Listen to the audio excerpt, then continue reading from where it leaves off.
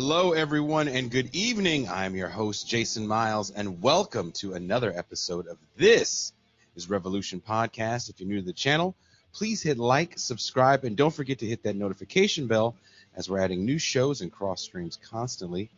Also, don't forget, June 26th, we're going to be live and in person in Brooklyn at Project PARLOR. It's an event in conjunction with Sublation Media, where Pascal apparently has an article that's coming out soon in Sublation.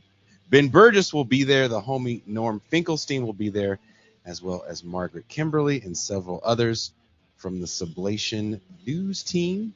It's free, people, so there's no excuse not to show up. Also, Pascal and I were on Pod Damn America recently, so check that out. That was actually a fun show that kind of was a precursor to the latest video essay that dropped. So if you haven't seen it already, please check out the latest video essay, same as it ever was, and the subsequent recap show that I did with my homie, my dog, the Pascal Robert. Speaking of Pascal, let me bring in the man of the Mau Mau Hour, the Pascal Robert.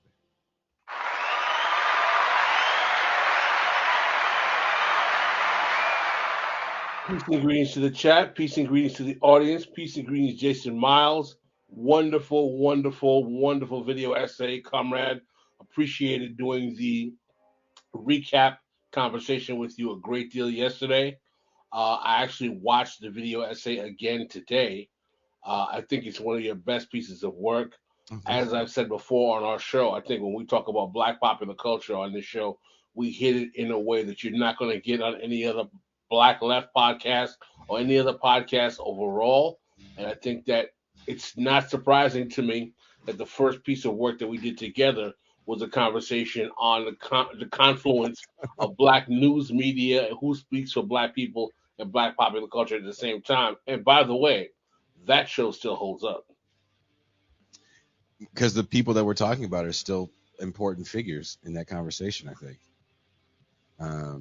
So I have been going back and listening to some older episodes, as now, you know, your social media has a memory thing, like, oh, these are a memory from this day, and it's like old shows we did a year plus now ago.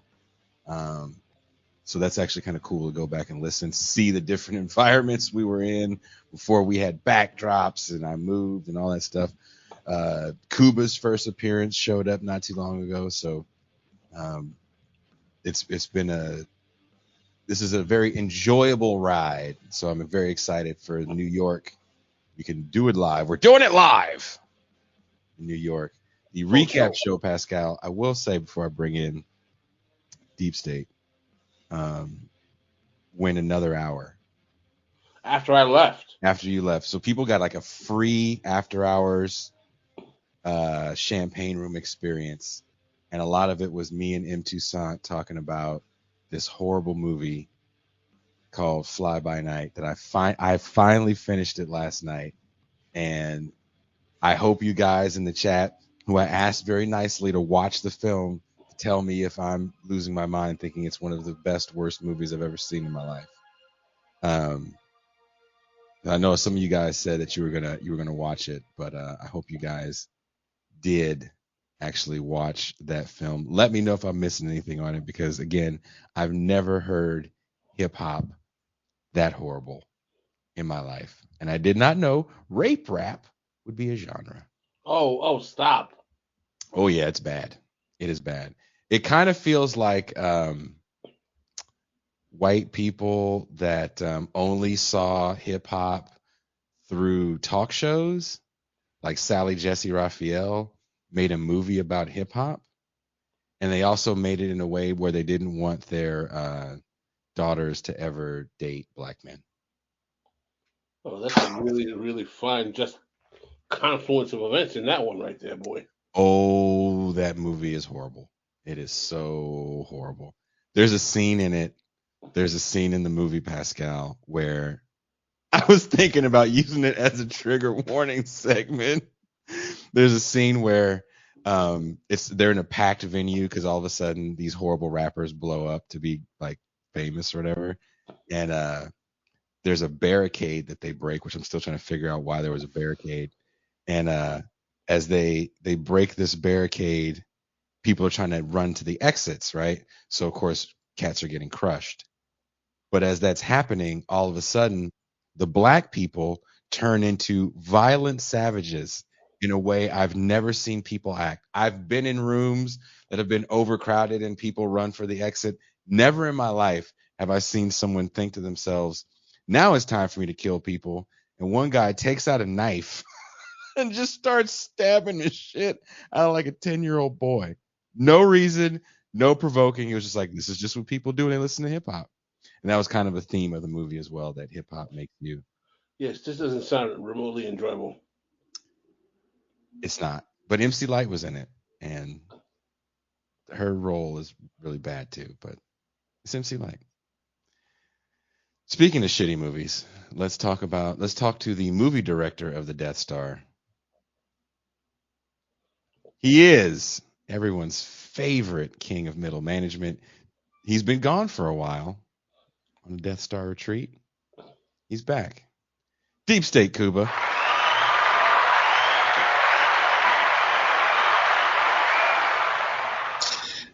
So one thing that I've learned, and this is a genuine deep state phenomenon, not just like a hypothetical Death Star phenomenon.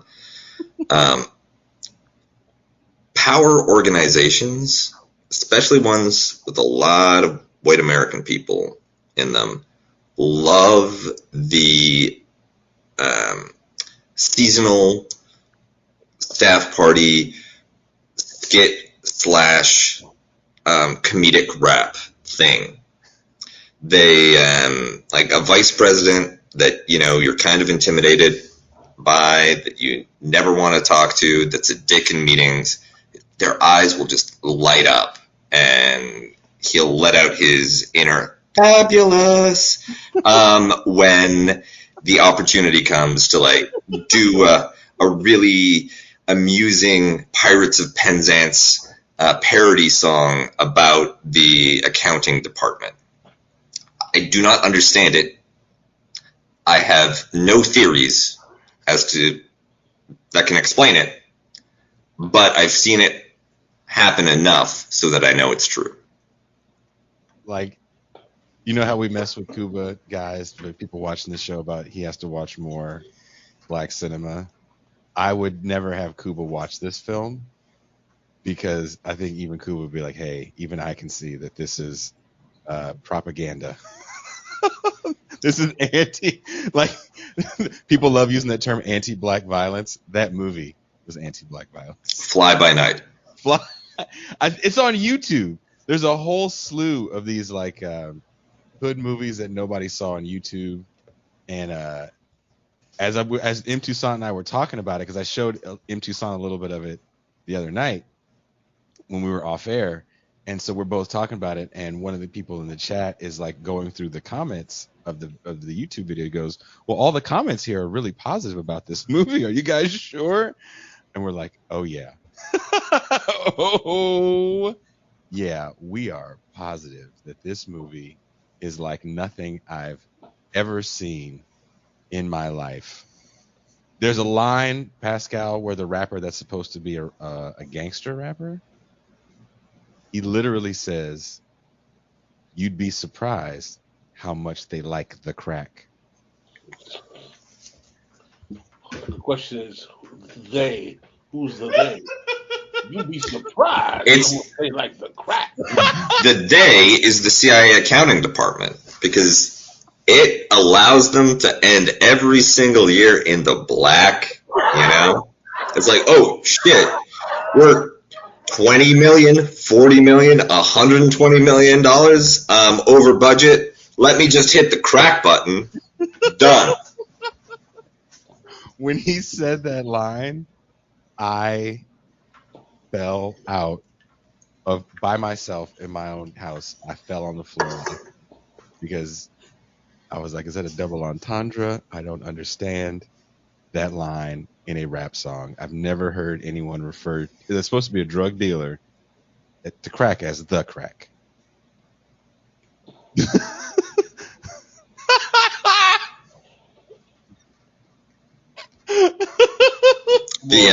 I'm already triggered and I haven't even watched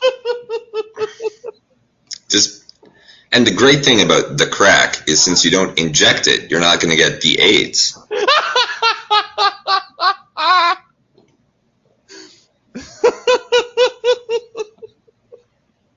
Andy Williams says, so it's the birth of the rap nation. Get it? Like birth. Mm-hmm. Oh, Andy, Andy, I know you're a New York dude. I really want you to watch it because it makes New York hip hop look horrible. Horrible. Please, you guys, watch that movie. Leave a comment on this episode after you watch it and let me know if I'm totally wrong and you do think everyone loves the crack. I always assumed that when you talked about reigniting the East Coast, West Coast beef, you were kidding. But comments like that, I hope you have a life insurance policy. If you don't, I'll get you one. Oh, yeah. Just be prepared, Kubo, because when we go to New York, I'm walking in there like Snoop Dogg and that. New York, New York. No, you're walking in there like Biggie Smalls walking out of a recording studio. That's my concern. Tupac walking out of a recording studio. Are you ready, Pascal? I'm ready to rock and roll. Okay. No, are you ready for New York? Well, I'm ready for.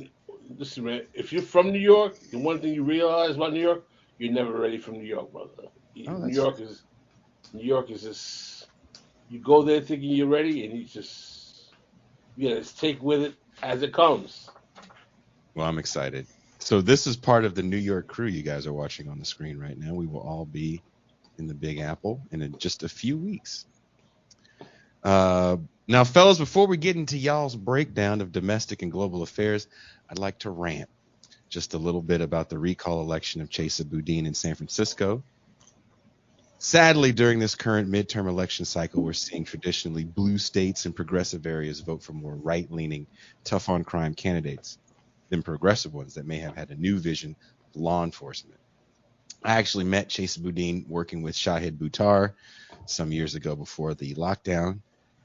Chesa was a part of a progressive wave that started in 2016 with the ascension of Bernie Sanders and the idea of socialism into the political zeitgeist.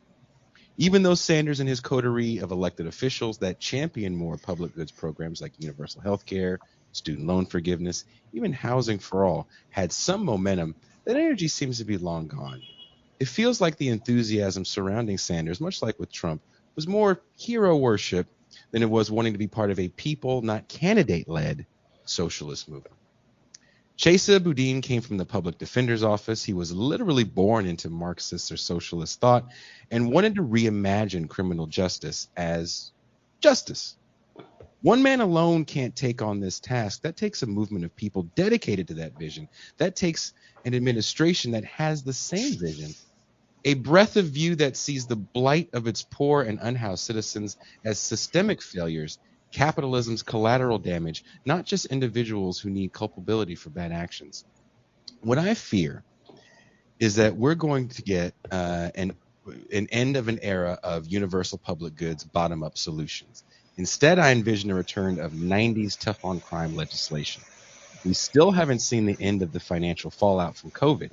And as our economy continues to be one built around the idea of rent, gig work, and rolling back the rights of those same gig workers, the carceral state will be the immediate answer.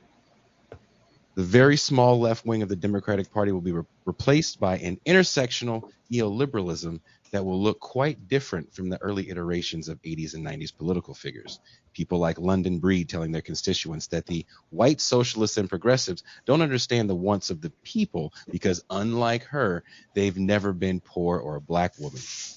If COVID has done anything, I feel it's been a great reset, if you will, to send us back to an era that caused devastation in poor communities, especially those of color. Pascal, I think you have a spicy topic to take on today as well. I want to take on something that's somewhat in line with what you're mentioning, but I actually don't want to deviate too much from what you're talking about because I think that you're touching on something that's very, very important about how the precarity caused by COVID-19, the spike in crime that happened in urban municipalities throughout the country, may cause a reorientation that we're going to see, particularly on issues of carcerality and mass incarceration, that very well may take us to the bad old days of the 90s, where we could see the ruling class on a bipartisan level support ramping up mass incarceration and hyper policing policy in the face of the quote unquote perceived crime epidemic that may be correlated not only to COVID, but to the economic precarity that's coming out of increased inflation, uh, uh, food shortages, inability of people to be able to subsidize housing that's also being increased because of mortgage prices going up. And all of these things may create a confluence of events that, quite frankly, make the capacity of the lumpen or the outcast of American society sadly turning to crime more of a realistic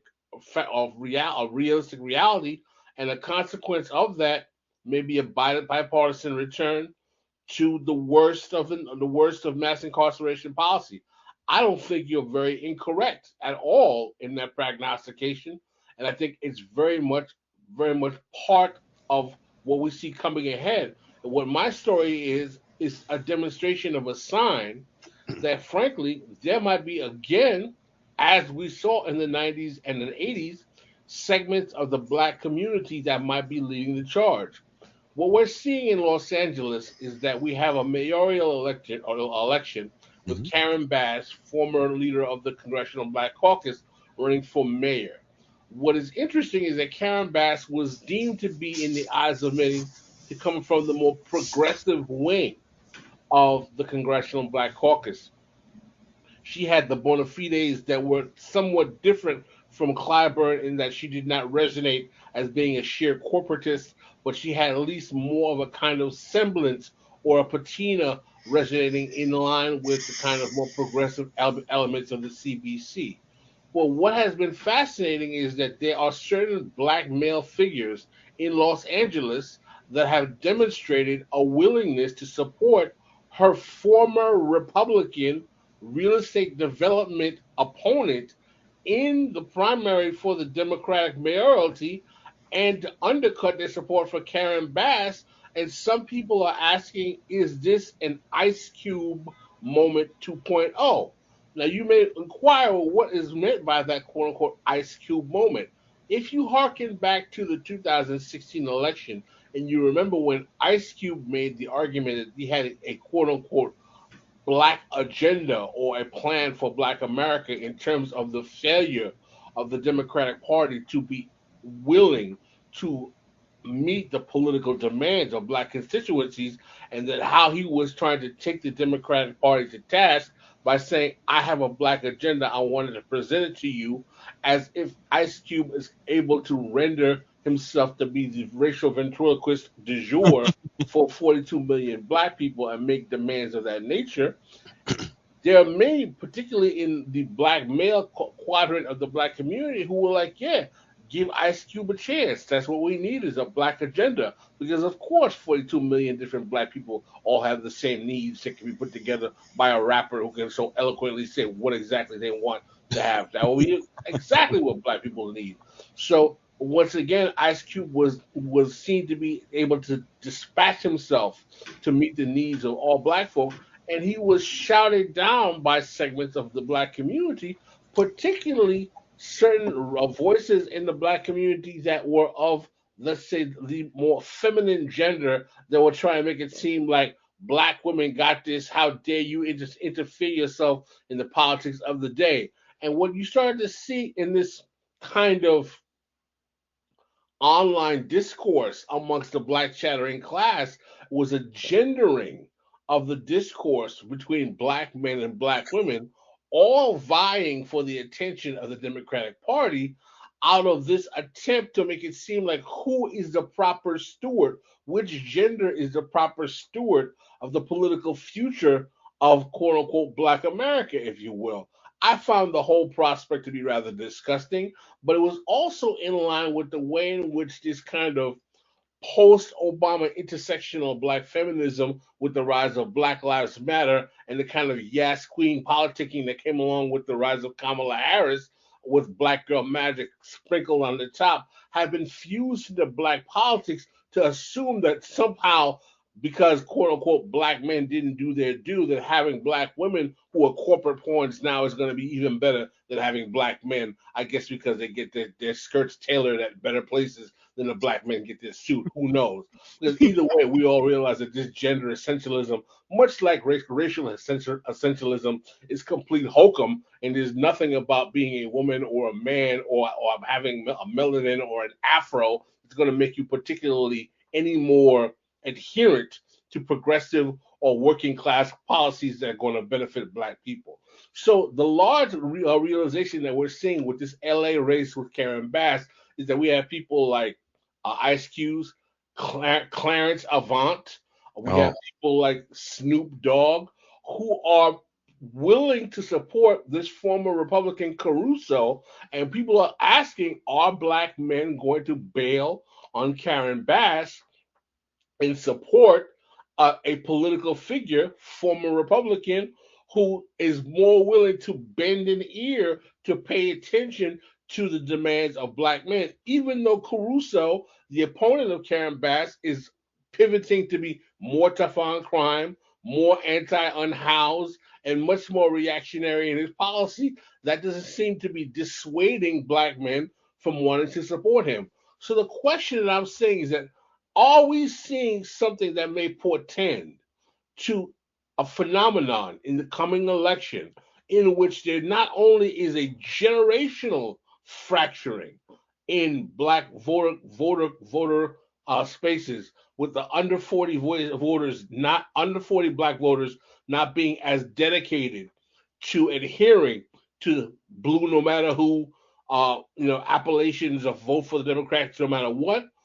But are we going to see possibly that black men, frustrated with being ignored or what they believe as being ignored by the Democratic Party, frustrated by what they believe is the Democratic Party or they perceive as the Democratic Party being captured under the control of black women, frustrated by the discourse and the rhetoric of black girl magic that they think is not quote unquote paying attention to their particular plight, arguing that we've got to find our own way and pay attention to the people that will listen to us, and maybe pivoting to, if not more conservative voices or more status quo voices in the Democratic Party, maybe even outright conservatives. Is 17% of black men did vote for Trump, if we remember. Is that a possibility that we can see coming up in the near future? Is there a gender as well as generational fracturing going on in the black electorate that people are unwilling to talk about in the wake of the rise of this kind of like black manosphere, Jordan Peterson and blackface kind of characters that are developing, that have somehow recently passed away, that have caught the attention of large segments of the black communities, where this kind of cry of crisis of black masculinity is developing a much more kind of strong resonance in these spaces. I'd like to open up the discourse to the chat and to the brothers and sisters who are on the show today, and let to hear what you guys think. Well, if I may, I think that there's a lot. You've said a great deal, and I think that this is a trap. The whole who should represent the black community. Is it men? Is it women? Is it this segment? Is it that segment? It becomes tied up in identity politics, and it becomes a kind of intra-family gender war, battle of the sexes, because by the record of the political system, no one expects any leader to actually do anything. The consistent failure of progressives, of moderates, of Democrats, of Republicans to deliver any kind of improvement to civic life or to the individual lot of poor and working class people means that, well, we might as well have somebody in charge who looks like me, belongs to the same gender, or is somebody that I'm personally attracted to, then this other person that I find totally unfuckable. Since absolutely nothing will change based on who's in charge. And I think the recall election, which started all of this, points to the fact that even if you get someone who has a personal program that might be a good one, might have the right ideas, might have an agenda that isn't appalling, the institutions that they exercise their power through are captured by elements that make it very difficult to translate that leadership into any sort of tangible benefit. It's as though you can only get the apparatus, meaning in the case of an attorney general, the prosecutors, the courts, the police, to do what you want if you have a reactionary agenda. If you have a more progressive agenda, then the bureaucratic machine will find reasons to foot drag, will explain to you why this just can't be done. It's a little like what happened with the Biden election, and it turned out that the Senate parliamentarian has this incredible power to frustrate the ability of the Democrats to do anything. And if that's the situation, if even electing the right people won't change anything, then you might as well just fight over picking somebody that is more personally amenable to you based on identity, based on gender, based on you name it, whatever quality. It gets reduced. Politics get reduced to a type of popularity contest, right? Like you're voting in the captain of the Titanic, or maybe like the beauty queen of the Titanic. But once the iceberg is already in sight, and once there's no changing the ultimate outcome, but you might as well, get your person in there. Well, what is disturbing to me about this is that it's not only internal realization within these communities of color that are helping facilitate the success with this kind of politics. The Republicans, in their outreach, in their grassroots community outreach programs, community picnics, in all of the things that we've often talked about on this show that we should do, reaching out in communities, meeting people where they are, having neighborhood barbecues, they have reached some level of success in communities of color, particularly Latinos, and even in some Black communities, and have developed candidates around conservative, up by your bootstraps narratives that appeal to certain traditional values voters in these communities of color. And I would not be surprised if they get the perfect cocktail of personality with someone who was Black or Latino. Listen, they've already had Asian or Indian versions of these type of candidates. What was the name of the sister from South Carolina who was the governor? Haley. Nikki Haley. Nikki Haley. Okay. So what I'm saying is that if we are coming to the point where we realize, listen, all anyone is getting is the fat back and biscuits, is the patronage. All right. Because both aspects of the political apparatus, whether it be the quote unquote putative left or the putative right, are arguing between either privatized government or no government. That's the debate. privatized government or no government. That's the debate. If those are the terms, and we realize that okay, no one here is really trying to create a public goods governance, and the only thing we're trying to do, as Cuba said so eloquently, is do popularity contests where our guy can get us the kind of fatback and biscuits we like, whether that's minority set aside programs, whether that's some forms of pork that's going to be coming down in terms of urban development programs, some form of listen. Don't think Republicans will not use minority set aside type programs Yeah. to shore up their support with Yeah. Black and brown communities. They love that because it's a means of showing, like, hey, capitalism can work for you guys. What's the name of the And we're not the initiative? racist ones. What's the name of the initiatives that they use all the time in minority communities?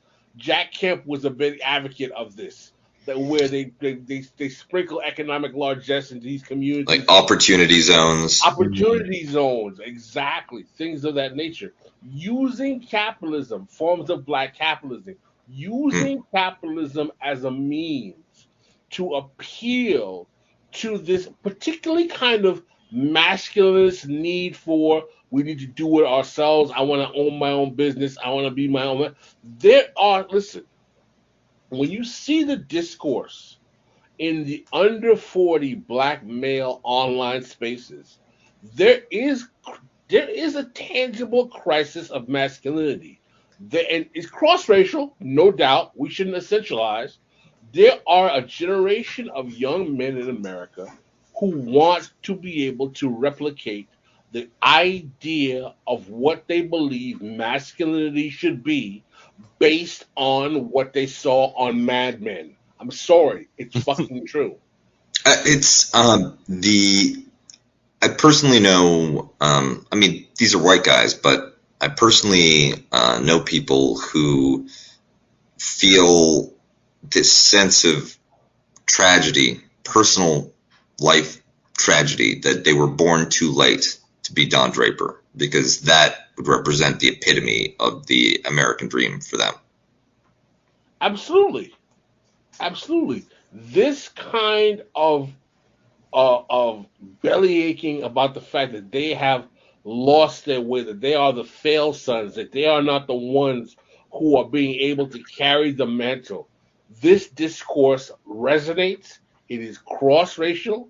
It's more multi generational than people realize. I think it's even penetrating in some Generation X spaces. It's going as far down into millennials and Generation Y. And it's really, really, I'm not a fan of it.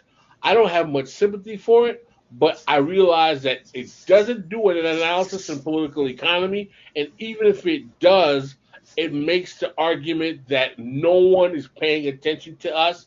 And I really believe that the reactionary right is going to find a way to address these disaffected men in a way where they are going to mask their fascist cries and make it about the need to redeem men.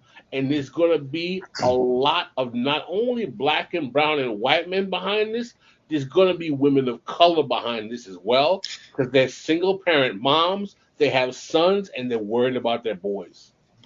And just to pick up on some of that, you talked about the idea of these empowerment zones, enterprise zones, opportunity zones, different names, but the concept is what Black people need, what Black communities need, is some kind of entry point into a competitive market economy. You provide that, then it's all good. And this is codified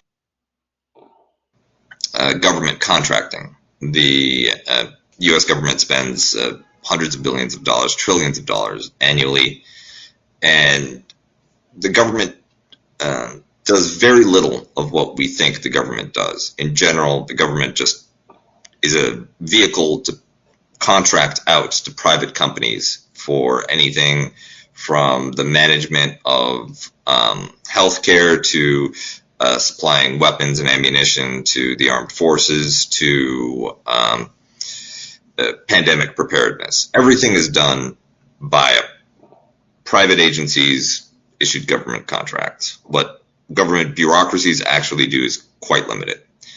And in that world of government contracting, there are explicit racial set-asides, advantages for black-owned businesses. Interestingly, the advantages for black-owned businesses are not as great as the advantages for Native American-owned businesses, which are not as great as the advantages for Native Hawaiian and Alaskan-owned businesses. They have the highest level, the highest ceiling for instance, no-bid contracts of any group. But up to $2 million, a black-owned business can receive a no-bid contract, not a no-bid, a no-compete contract from a federal government agency.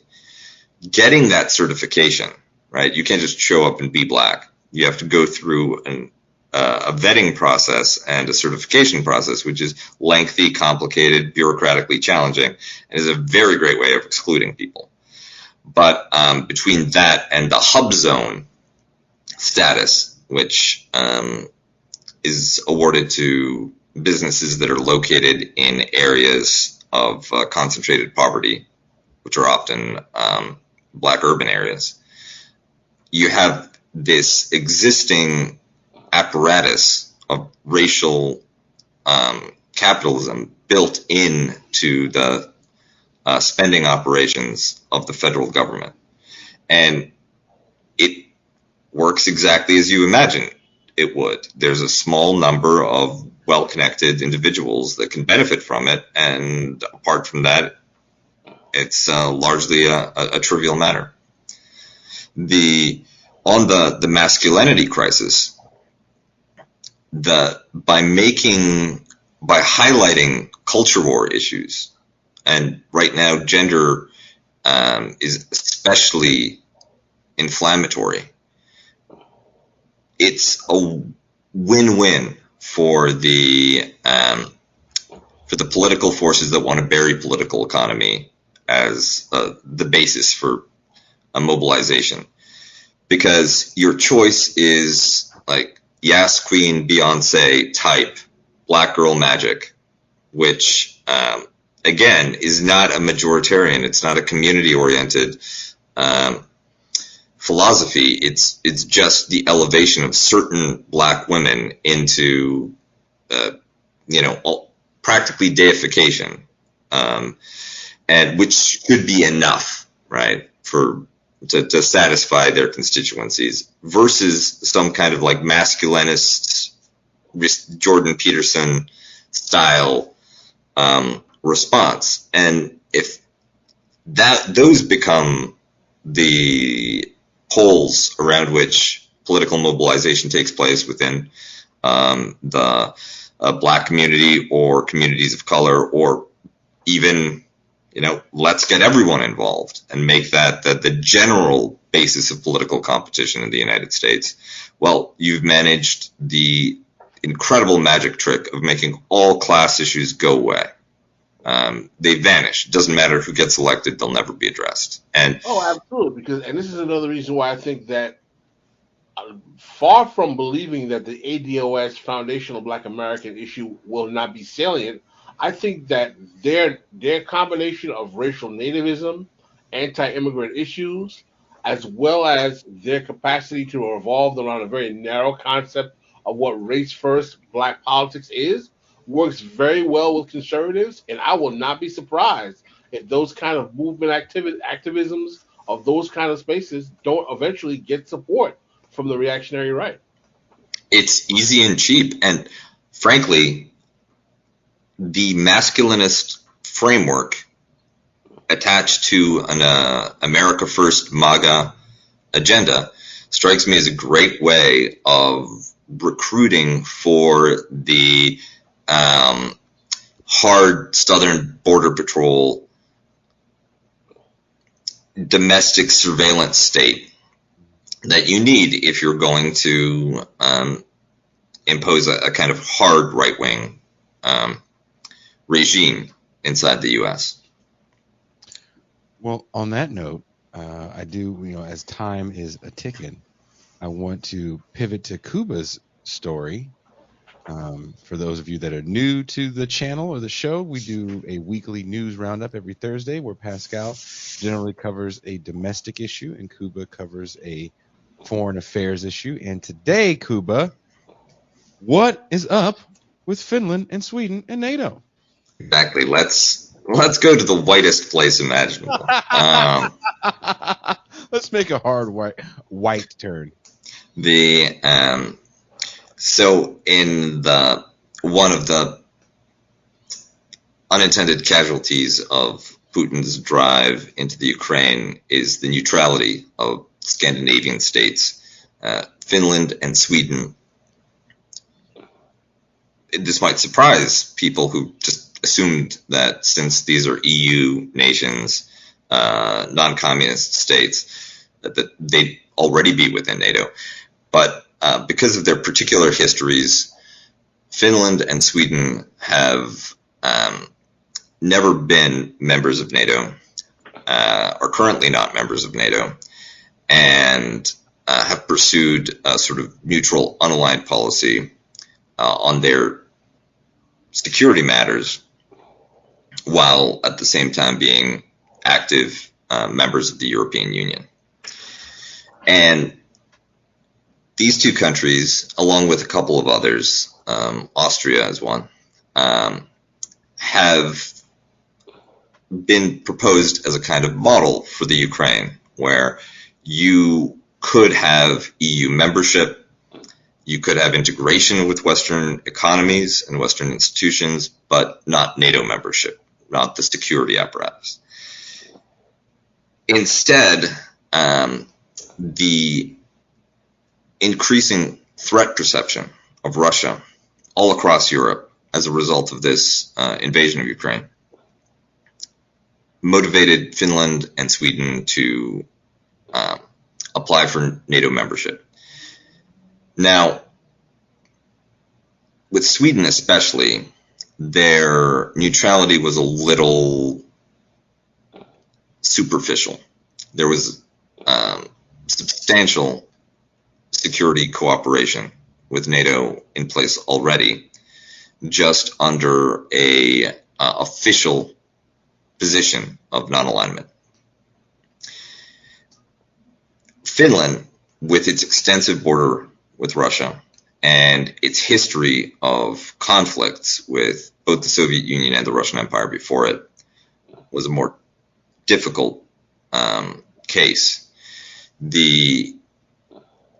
For instance, in World War II, Finland was technically ally of the Axis powers. The Soviet Union invaded in 1939. The so-called Winter War was concluded right before Operation Barbarossa. It began with the Soviet invasion. Soviet forces bogged down, suffered massive casualties, and they signed a treaty which gave them certain border territories in exchange for peace. Once the war with Nazi Germany began, Nazi Germany invading the Soviet Union, Finland was brought into it as well, in the so-called Continuation War, where they fought Soviet Union with some collaboration and coordination with the Third Reich. To be fair, the Finns did not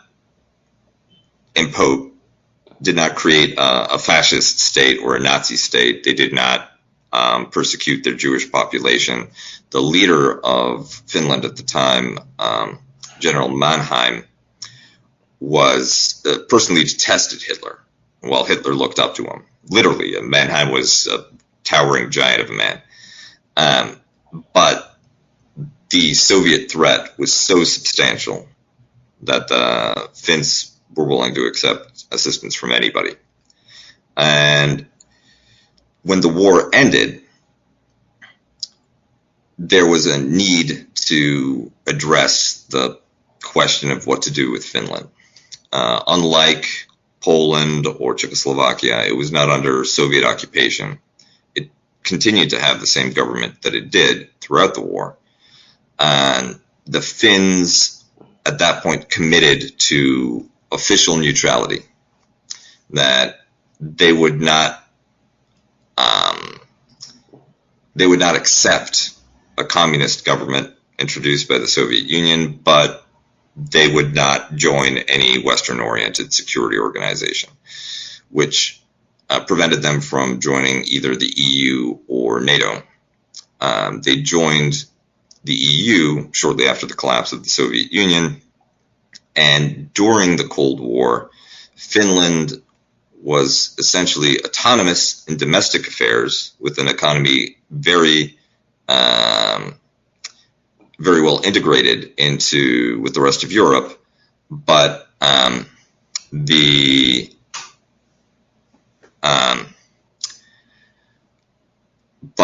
on international affairs, in terms of its defense and foreign policy, the Soviet Union enjoyed something of a veto.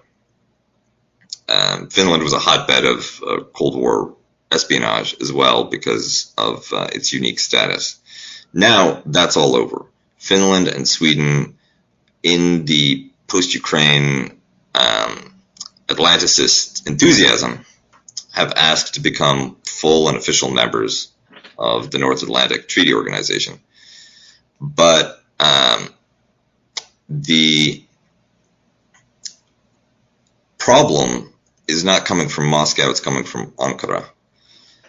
Apparently, according to the diplomatic rumor mill, Finland and Sweden canvassed existing NATO members who all have a veto to see if their application would be accepted. And they all said yes, including Turkey. But once they announced publicly, Erdogan issued a number of demands and has announced that he will veto Finnish and Swedish membership unless those demands are met. And those demands have nothing to do with Russia. Turkey has played, over the course of this war, a very ambivalent role, far from an enthusiastic NATO partner. It has hedged its bets by taking a softer approach to Russia than many of the other, especially European NATO partners.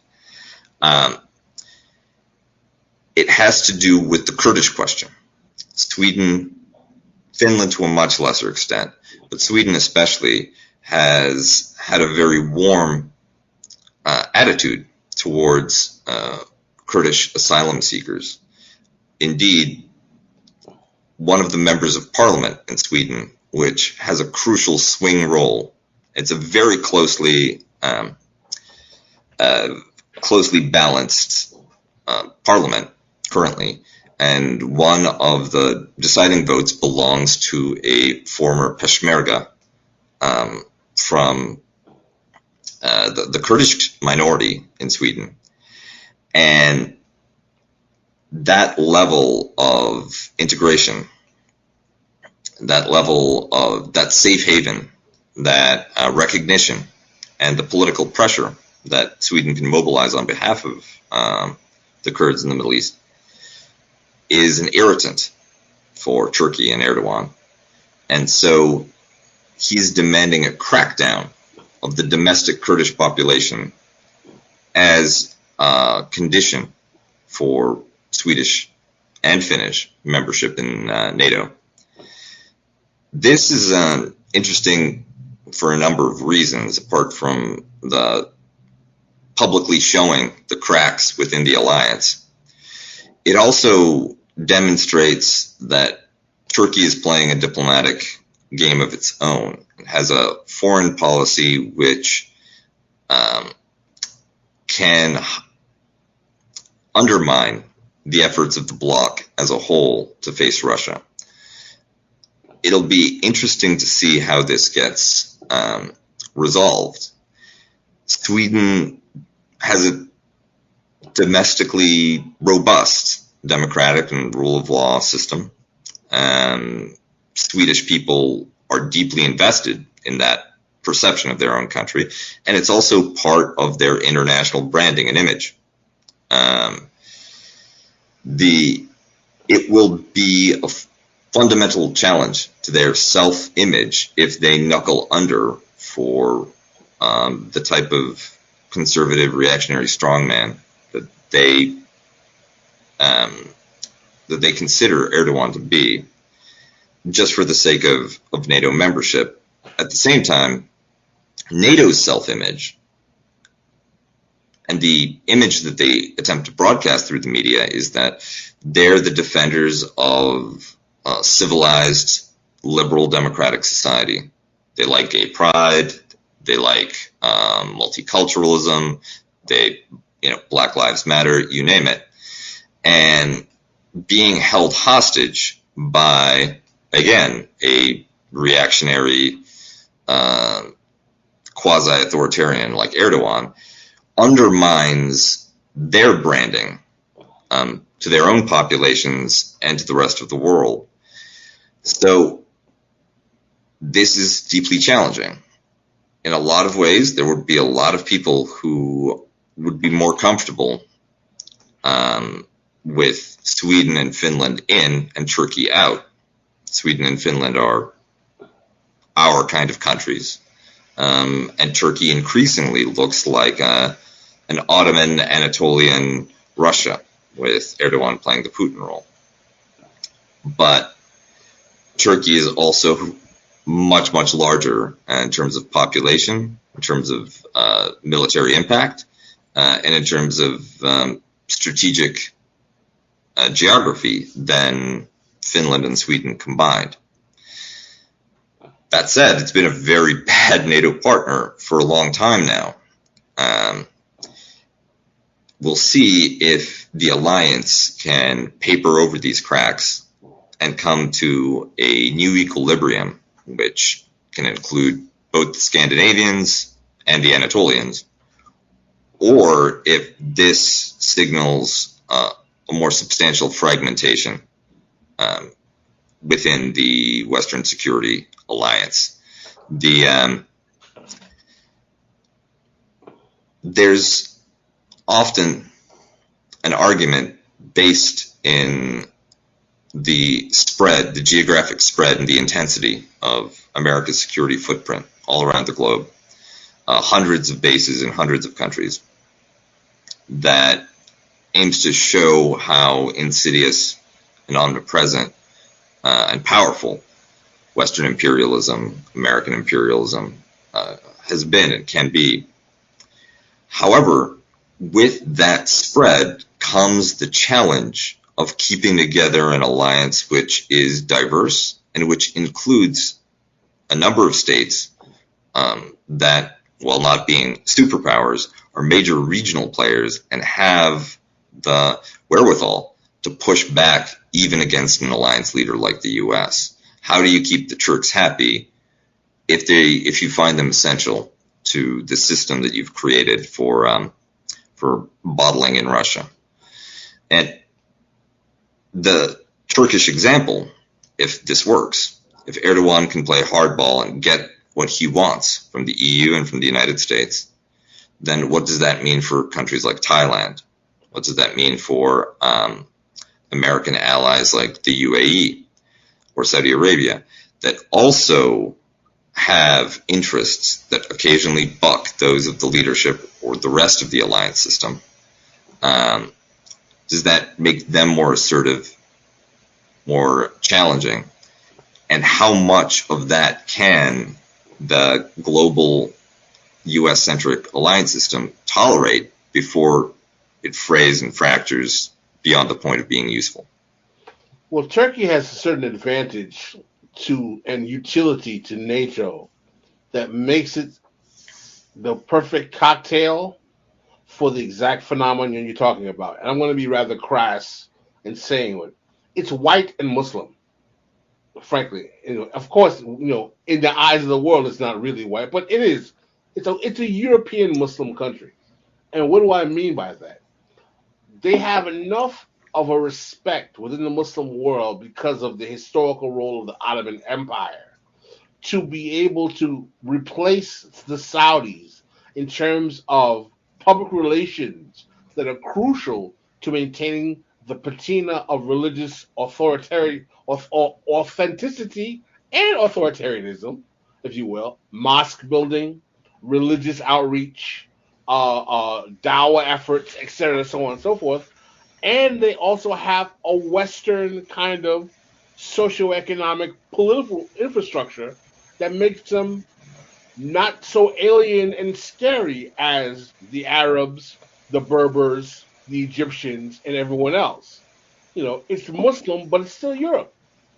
And the Turks are well aware of this. They're well aware of this appeal that they have, and they use it as a weapon when dealing with the West.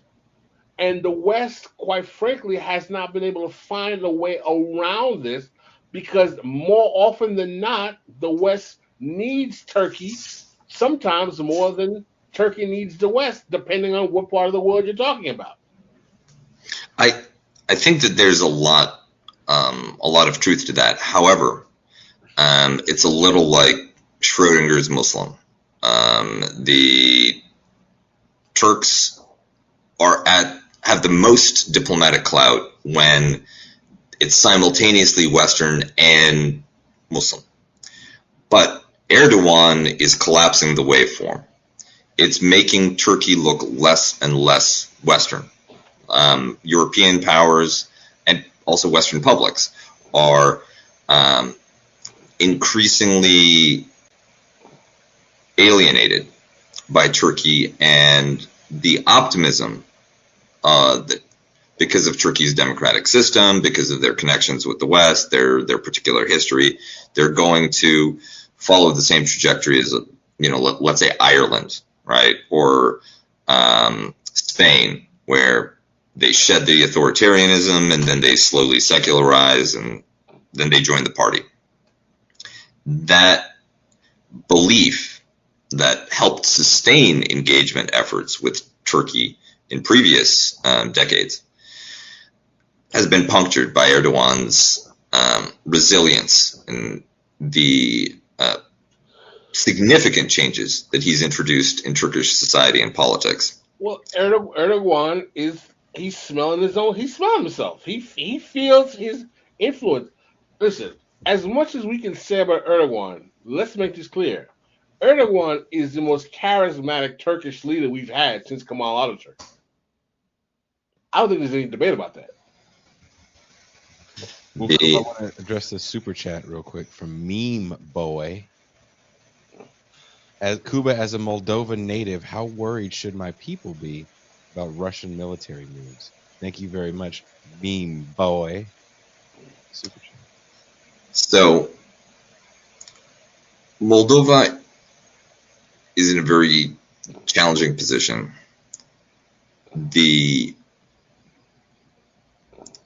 There's a domestic dispute, a breakaway republic. Moldova is a tiny country, but it contains a breakaway republic, the Republic of Transnistria, which is Russophone, and a little like the Lugansk and Donetsk People's Republics in Ukraine, a separatist bloc that's heavily aligned with Russia and is Russophone and culturally Russian in character.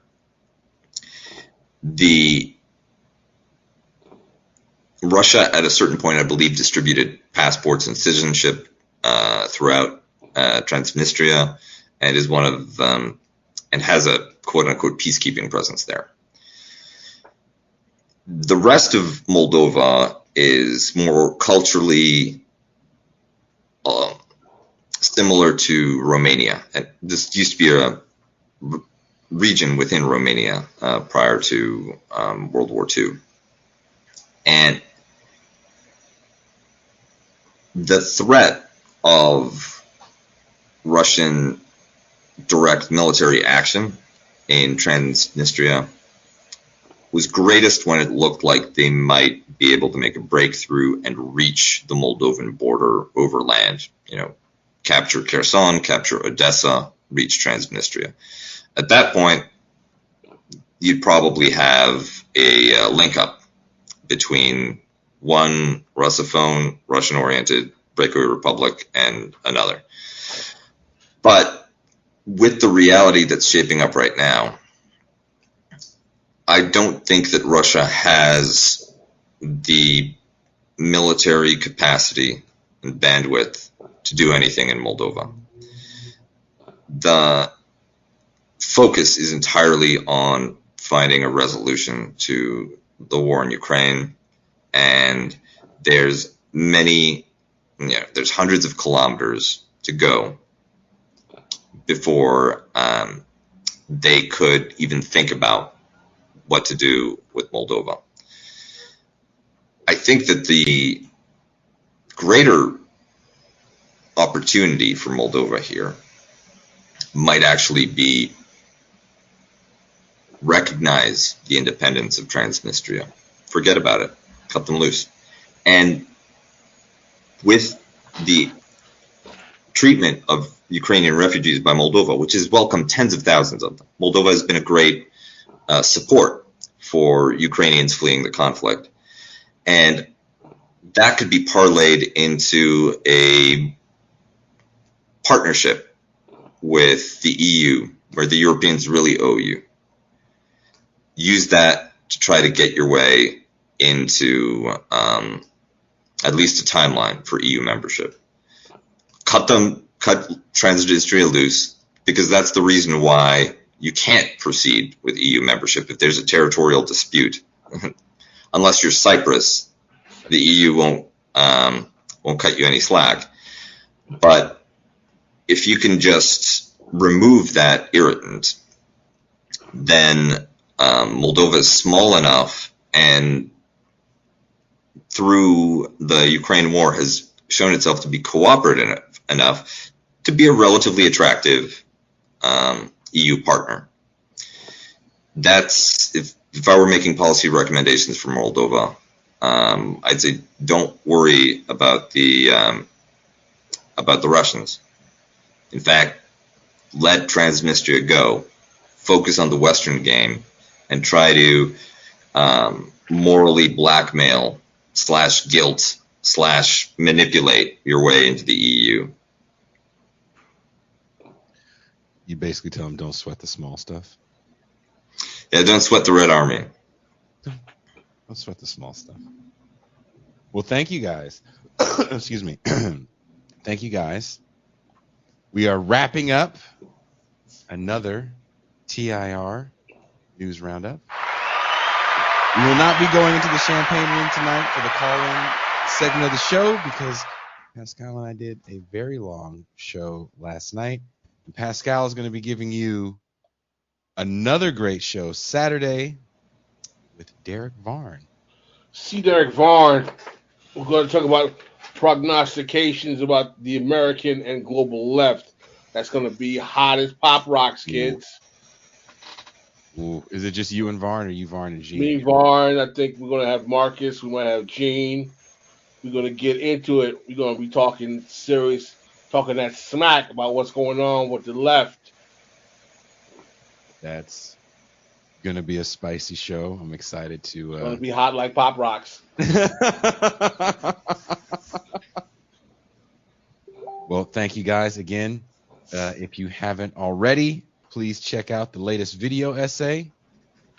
What was it called? Same as it ever was. Sorry, I forgot what I called it. I will not be on the Saturday show. I think we'll all be returning live next Thursday, right, Pascal? That's correct. Tuesday we have a pre-record on Turkey and Germany that Gene and I did with a wonderful guest. And we'll be on next Thursday for the Roundup. And we'll be getting closer and closer to our show. I'll be back. Yeah, we're getting closer and closer to the show. Next week is Father's Day. Next week. That's what's up. So should we do a special Father's Day episode on Saturday? I don't know what that would consist of. That's an interesting idea. I don't know. We'll think about it. We'll have all the black Crisis of Masculinity guys on. Yeah, the theme could be in praise of patriarchy.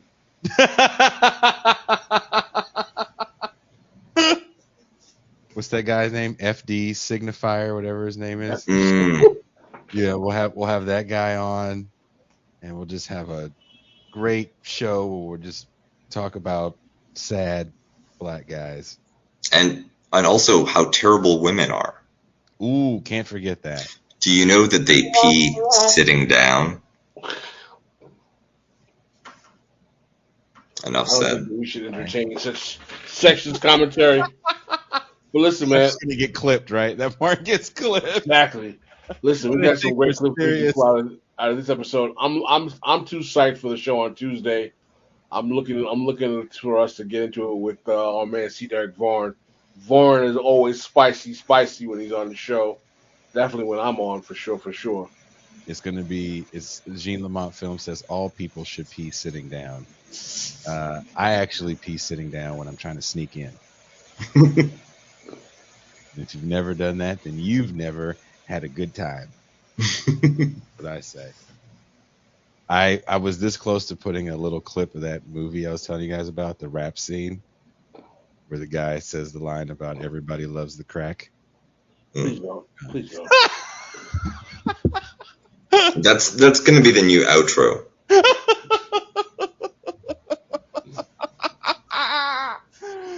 Oh, I was messaging M. Toussaint at like 2:00 in the morning her time, because I was like, I finally finished it. Oh my God, you wouldn't believe what happened. Or M. Toussaint has to deal with my crazy because I was too scared to message Pascal. That's why I messaged M. Toussaint.